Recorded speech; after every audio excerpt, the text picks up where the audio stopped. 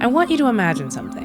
It's 1991, October, and your house phone doesn't ring after 5 p.m. unless it's a friend or family member. You sit down to watch TV, and the commercials are for local businesses, network television, and fast food chains. Your money is your own, and no one is bothering you for a quick $5, $10, or even $100. There's no urgency, actually, for anything. You may have even totally forgotten that it's an election year, and a mighty important one at that. George H.W. Bush is running for re-election against Bill Clinton, and while they appear on late-night shows and vie for your votes, there are laws around campaign finance that basically make the entire tenor of the campaign year much less intense. And it remains pretty much the same until 2010, when the Supreme Court's Citizens United ruling comes down, upending settled law and leading to, well, this. The question I hear all the time is, how can my $20 matter if Elon Musk is giving $20 million? And it actually really does. That's part of my job every day, is to try to convince people of their own power in the ecosystem, because that hopelessness that you feel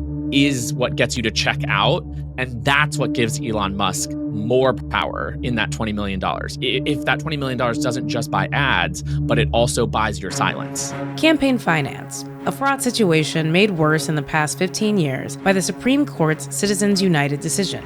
Just in case you aren't familiar, Citizens United was a Supreme Court decision in January 2010. So it's actually been 15 years living under this ruling. It kind of boiled down to its basics. It took two really terrible ideas and it merged them together. And it said, money equals speech and corporations are people. And both of those things we think are bullshit. That's Tiffany Muller, president of End Citizens United, whose goal is to... Right. Anyway. It put a for sale sign on our democracy, and it really let this kind of unlimited, undisclosed, unfettered money into our system. And what we've seen since then is a politics that is being controlled by the special interest. We see every single election cycle breaking a new spending record, and more of the power in our society and in our democracy being accumulated into the hands of a very few. So here we are, we're 15 years after the decision. We just had $20 billion spent in the 2024 election, which is just obscene money, $20 billion with a B. And we're seeing kind of the most brazen corruption that we have seen in probably 100 years in our country. And so, from crypto scandals to meme coins to selling Teslas on the White House lawn to no big contracts to Doge to Elon Musk, we are living in this moment where the corruption is out there for everyone to see. People are losing faith and trust in our government, and we are seeing the money control the outcomes. You feel it. Everyone can tell something isn't right. It's pretty self-evident that more money in politics means a more corrupt system and a worse representative democracy. So how, at all, is it better to let the super rich and moneyed interests dictate our politics?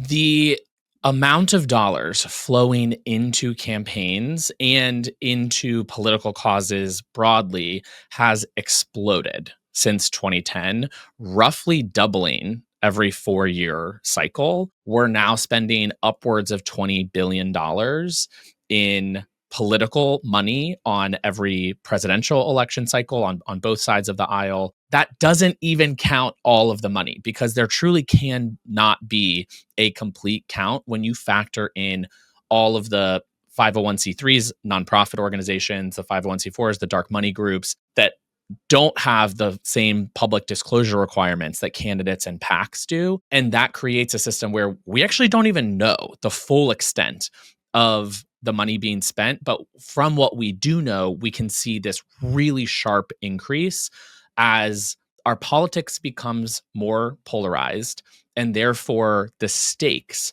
to different constituencies, corporations, the wealthy, and everyday people all become higher. People are willing to put more and more dollars into winning these races. You heard him earlier, but this is Brian Derrick, the co-founder and CEO of Oath, which is a donation platform for Democrats that helps them figure out where their donations have maximum impact. Perhaps the 2024 election shows us the most clear example of this, when you had billionaires like Elon Musk, but many others as well, willing to spend hundreds of millions of dollars on electing Donald Trump, because then they immediately saw a over $1 trillion tax cut as a result of putting him and Republicans in power in DC. And so just thinking about it from a pure ROI perspective, it's easy math for them. And that's what's driving more and more dollars into the political space. We're seeing kind of the most brazen corruption that we have seen in probably 100 years in our country. From crypto scandals to meme coins to selling Teslas on the White House lawn to no big contracts to Doge to Elon Musk. We are living in this moment where the corruption is out there for everyone to see. People are losing faith and trust in our government, and we are seeing the money control the outcome. But that is essentially what the court did. It was a 5-4 decision, so it was one of the close decisions. And to overturn it, we need the Supreme Court to overturn itself or a constitutional amendment. Both are, yes, really hard, but there's a ton we could do right now with a simple vote in Congress if we just had the right people in office. But we don't have the right people in office, enough of them at least. So what we're left with is a bunch of people who've been installed because of all of this money in our politics. So who controls the money? Outside of a presidential election, there appears several other groups to fill that void, essentially. The PACs that are in charge of winning a majority for either party in the Senate and in the House become essentially the top dogs in the fundraising world, where you have tons of money flowing, yes, to the DNC and the RNC, but really, if you look at the super PACs that are focused on electing their candidates for federal office, that's where you see the largest donations flowing, and the ultra high net worth donors spending the most time and energy in order to get their candidates into office. I would say one ring out further from that would be like what we would call the C3 and C4 organizations, 501c3s, to which donations are tax deductible, and 501c4s, which are also known as dark money groups, where donations are not tax deductible, have also incredibly important and expansive roles in these races, where donors are looking to spend billions of dollars in not just electing candidates and running ads, but also in creating an environment, in controlling the narrative, in registering voters and turning out an electorate that is going to benefit their candidates. And so it's a very layered ecosystem, very complex to people who don't spend all of their time in random filings like maybe I do. But all of these entities have a role to play, or I guess some blame to take in how money has corrupted our political system. We now know how fully breaded political action committees have used billions of dollars to influence elections and thus our lives. But I was curious how, if at all, regular people have changed behavior since the Citizens United decision. There's been a dramatic uptick in the number of Americans who choose to make political donations over the past few cycles. It went from something that was really quite rare to something that actually a majority of registered Democrats say that they've done within the last two election cycles. That matters because we need a grassroots counterweight to this big dollar money that's being poured in to support the ultra wealthy and corporate interests.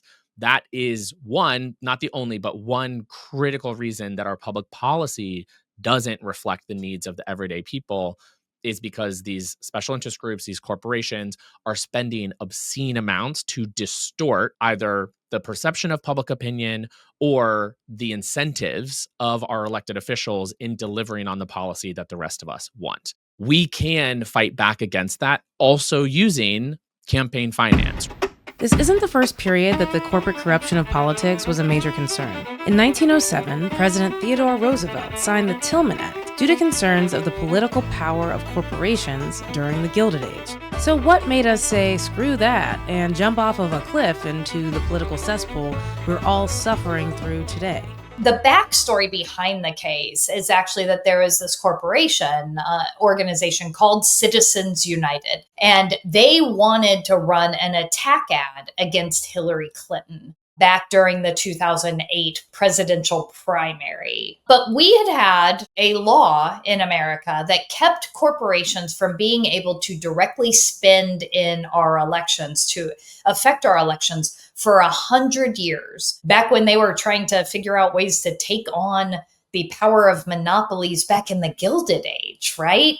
So this isn't the first time we faced this as a country, but for 100 years, we kept corporations from spending in our elections. And the theory around that is pretty simple. Corporations already have a really, really big amount of power in our policymaking and in our society. It was believed that it could corrupt and over-influence our elections if corporations were to spend directly in it. And look, here we are 15 years later. So this organization, it was a corporation, Citizens United, wanted to run an attack ad against Hillary Clinton. They wanted to run a documentary actually against her, and they weren't allowed to. And so they challenged this case on a freedom of speech type of case. And that is actually how it started to work its way up to where then in 2010, the Citizens United case was decided by the Supreme Court in this 5-4 decision that ended up saying both money equals speech and corporations are people. And basically what it said is, look, if individuals have the right to spend in our elections, corporations should have that same right. But we know corporations aren't people. Like, of course they're not. Yes, they are granted some of the same legal rights, but when it comes to our elections and protecting them from influence and from corruption, there should be a higher standard, right? Here's the other thing. People will laugh about this, but the Supreme Court kind of based their decision on two, I want to say they were being naive, but honestly, I think that they were just being a little bit corrupting. One was that the money spent in our elections would be disclosed and transparent, and that we would be able to trace back where the money was coming from, so we could basically call out candidates for who they were taking money from. That was number one. Even the most conservative of justices, even Justice Scalia, said the money should be disclosed and transparent. That's point number one. Point number two, they said the money itself isn't corrupting, which, unless it was a direct quid pro quo. So you're running for office, I hand you $5,000 and say, please vote this way, right? That is corruption in the eyes of the Supreme Court. But we know if you're running for office and I hand you $5,000 and I say, would you consider this bill or this priority that we have? Of course, you're going to take that into extra consideration. Or if the people who are filling your time are the biggest donors who care more about tax breaks and deregulation, that's going to drive a policy agenda. And Obama, at the time, saw this coming. In his 2010 State of the Union, he called out the Supreme Court for their decision in Citizens United. Last week, the Supreme Court reversed a century of law that I believe will open the floodgates for special interests, including foreign corporations, to spend without limit in our elections. I don't think American elections should be bankrolled by America's most powerful interests, or worse, by foreign enemies. It was a real mask-off moment, especially for the upside-down flag-waving Justice Samuel Alito, who can be seen grimacing and saying, "Not true." Sure, Sam. What we've seen since then is the Supreme Court was wrong in every single aspect, right? Number one, obviously the money is corrupting. I don't think I need to convince people of that, but all you have to do is look at where we're at now. Look at the history of people in the world. People in the world. But number two, like the dark money, undisclosed money, money that we don't know where it's coming from, has skyrocketed since the decision. Prior to Citizens United, we knew where about 75% of the money in our elections came from. Now it's only about 25% of the money, which means you have foreign money getting into our system. You have obviously billionaire money, corporate money. There are corporations trying to hide their donations because they don't want to be called out for it, but they want the access. It is a disaster, an utter disaster. Bleak doesn't even begin to cover it. I'm curious, what are some of the ways that well-intentioned people waste their money in politics, right? There are lots of people who are challenging Republicans in districts where they are guaranteed to win just because the numbers are in their favor. And, people do give money there because they want the hope of getting rid of that person. They're usually pretty toxic. But what are some other ways, I guess, that people are not being very smart with their money? How long do we have on this podcast? Because it is a list. It is a list, guys. We've really got to tighten up what we're doing. Very quickly, I'll go from the biggest waste to the smartest ways to spend. Biggest waste is to give to a scam PAC. They have exploded in the last 4 to 6 years, where you have PACs being set up under a really generic name, let's say Defeat Republicans PAC or American Retirees PAC. They're sending out millions of text messages asking people to donate, to support beating Republicans, to support the needs of retirees, whatever. And then they are spending that money on themselves. They're not giving it to candidates. It is an actual scam, and it's been hundreds of millions of dollars over the last several cycles. People have no idea the extent to which. There's a really good piece that was in the news recently that caused a big uproar about how much money has been wasted. The next biggest waste is in the kinds of races that you're talking about. And I would argue that a lot of it is rage donating, that someone sees somebody or something that they really don't like, a headline, a Supreme Court ruling, a quote from a, let's say, extremely far right member of Congress, and immediately wants to look for a button to smash, a donate button to smash. Oftentimes that money is going to be put somewhere that it's not going to be used as efficiently as it could be. We are spending over $100 million per Senate race these days, and people, regardless of how much the candidate has, continue to just give and give and give, no matter how competitive or not competitive that race might be. So that would be one. Focus on the races that are actually competitive. The next is really on the overfunded races. To go a point further on what I just mentioned, it's not enough that a race is close. It also needs to be somewhere where your dollars are still needed. We talk about a lot the point of diminishing returns, where at a certain point, after you've shown everybody the same ad 25 times, you just can't get anything more out of another $20. And so look for candidates that are underfunded, that are being outraised, or that are further down ballot where the entire cost of the race is significantly less than these super high profile races. The last example of wasted money is people giving too late in the cycle. If I give to a candidate who's running in 2026 right now, they can go use that money to hire a campaign manager, to work on their local communication strategy, to build out a volunteer network, to do all kinds of recruitment and deployment of really strategic resources. If I give that same money in October of 2026, all they can do is buy more ads. They can't even do new ads. It's too late. All you can do is more ad inventory for what you've already cut. It's not an efficient use of dollars. So people should be giving way earlier than they typically would. We see almost 40% of all campaign donations come in the last 60 days before an election. Huge chunk of that ends up getting wasted. Do you have a general idea or just a take on the amount of money that's just lit on fire every time there's an election?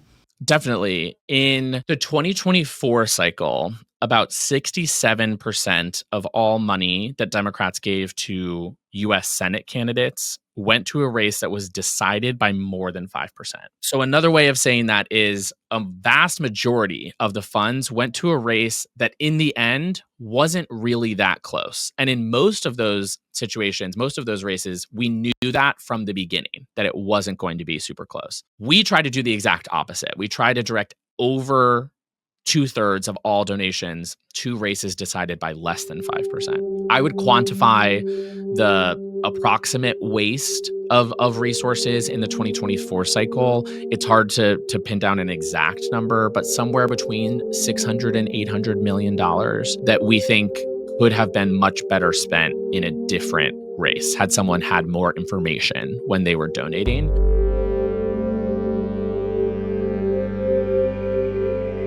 So how is it better to upend all rules about campaign finance to give giant corporations and moneyed interests higher priority in our democratic process? Once again, It's not. I searched high and low for any benefit to the average person, and frankly, the Citizens United decision disenfranchised voters and created a situation where the only way to be competitive as a candidate for office is to raise outrageous sums of money, keeping out everyday public servants from the process. But we aren't done investigating this yet. In part 2 of our deep dive into campaign finance, I speak with Kat Abughazaleh about her run for office in Chicago and how money in politics has shaped every part of the process. Tune in next week to hear about how she's navigating and trying to shake up this system.